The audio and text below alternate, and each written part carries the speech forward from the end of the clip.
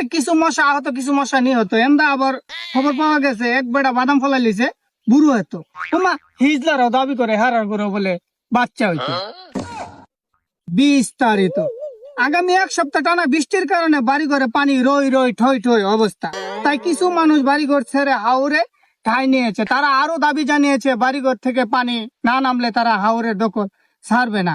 এদিকে আরো জানা গেছে বন্ড বাবার কাছ থেকে পেট ব্যথার ওষুধ খেয়ে এক পুরুষ গর্ভবতী হয়েছে।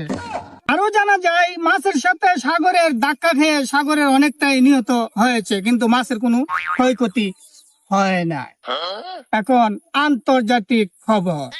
দুবাই মোহাম্মদপুর গ্রামের মরুভূমিতে সান্ডা চলাচল করতে গিয়ে জাহাজের সাথে ধাক্কা, সান্ডার কোমরে গেছে বেক্কা।